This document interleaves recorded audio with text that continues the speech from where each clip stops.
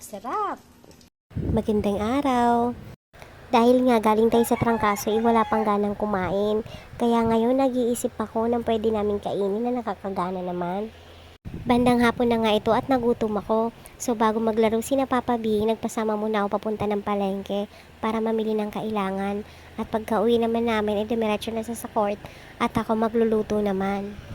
Ang naisip ko nga palang lutuin ngayon ay itong dynamite. Paborito namin to noon nung may naglalako pa rito, kaya lang wala na siya ngayon, kaya ito naisipan kong gawin. Actually, first time ko tong gagawin, hindi ko pa alam kung anong magiging lasa nito. So dahil nandito naman ang pinsan ko, siya nang pinagtanggal ko ng mga buto dito sa sili. At tamang-tama naman, meron pa ako natirang giniling sa ref, kaya ginisa ko at tinimplahan ko. Tapos meron din akong cheese slice, pang sandwich siya ng aking mamaliit na itlogan, pambawin sa school. Yan na rin ang ginamit ko, kaysa naman bumili pa ako. At ayan na, inumpisahan ko ng maglagay ng mga giniling tsaka cheese sa loob ng sili. Nung una, ginagamitan ko pa siya ng kutsara.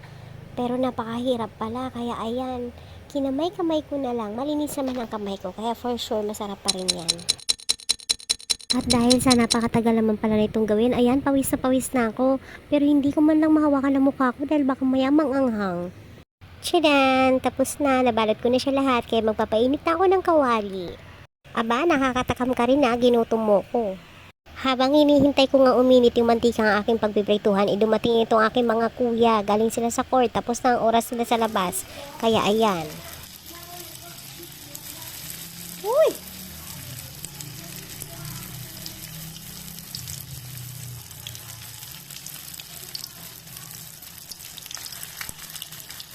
Ayan, kumukulo-kulo.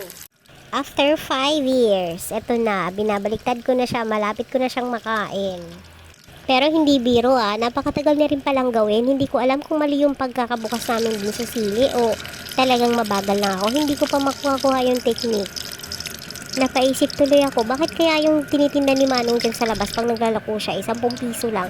Samantalang napakahirap naman pala nitong gawin. Tapos ang mahal pa ng Ricardo's, mantika pa lang napakamahal, tapos napakarami pang keso nung binibili ko sa kanya 10 piso. Kaya siguro tumigil na siya sa pagtitinda. Chas. Pero walang etchos, habang piniprito ko siya, natatakam na talaga ako. Mabango din naman pala siya. So ayan, ganyan, prinito ko lang siya ng prinito hanggang sa mag-golden brown. Tapos hindi mo siya pwede makalimutan dahil masusunog agad yung kanyang lumpia wrapper. At dapat talaga mainit na mainit yung kawali at saka yung mantikang pagpiprituhan. Alam ko yung iba sa inyo alam na to, pero sorry na, ngayon lang kasi ako nakagawa ng ganito. Ay! Kinikilig ako. Tingnan mo naman, ang ganda-ganda ng kulay niya at parang ang sarap-sarap talaga. So ayun na nga, prinito ko na siya lahat. Dapat kasi ang plano ko nito, ilalagay ko muna sa freezer yung iba para pagdating na aking mga itlogan, sila na lang ang magprito nito. Kaya lang nandito na rin naman sila ang iingay na, kaya ayan, ginawa ko na lang lahat, prinito ko na lang lahat. Ginagawa ko ng lahat para sa inyo pero kulang pa rin. Hindi kayo mo kontento. Chas! At syempre gagawa lang din ako ng sauce na ganito, yung kulay orange. Ito yung ketchup and mayo, pinaghalo ko lang. Last 2 pieces.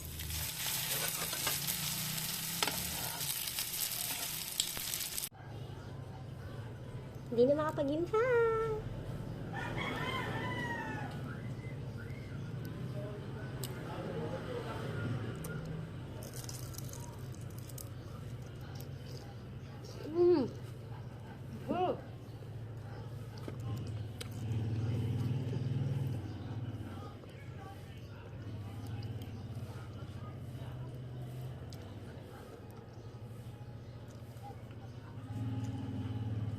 Ang hang!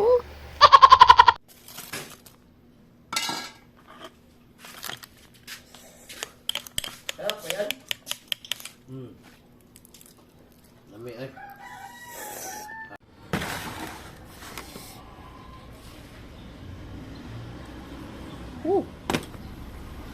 At baka mali lang yung nakuha ko, kaya kakain pa ulit ako.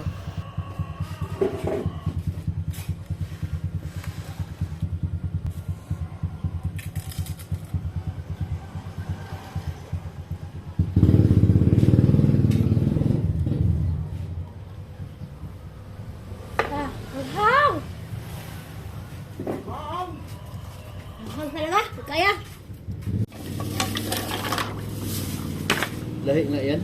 Parang baliktad eh. Mauna yata ang iced tea bago yelo ah. Sabi mo, malamig yan.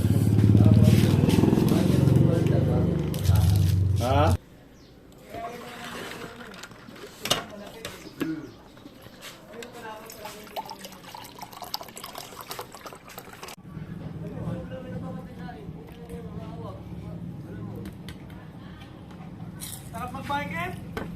Hindi na kayo ba? Jump shot, yan mo.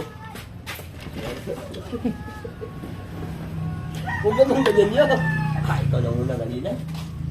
Hi guys. Lami. Kami eh. Kaya nga kayo eh. Hala nga, oy no? Hmm? Ano naman na? Bot? Wani-wani yun eh, nilog-log eh, pamangkin eh. Saan? Yun. At dahil naanghangan talaga ako at dumating na rin naman na sila na ang pinakain ko. Nagpahinga muna ako dahil napakaanghang talaga. At sila din naman, maanghang daw talaga yung mga nakuha nila. Hindi ko nga lang nakuha na ng video yung reaction nila dun sa una nilang kinain. Pero yung mga sumunod na nakuha nila, hindi na daw masyadong maanghang. Baka yung nakuha lang namin una, ayun yung hindi natanggalan ng gitna, yung pinagkakapitan ng buto. Kaya kakain naman ulit ako kasi natatakam talaga ako. At legit, craving satisfied. Masarap nga talaga kapag hindi masyadong maanghang. Samantala yung aking mamalit na itlogan, ayaw talagang kumain, takot sa anghang.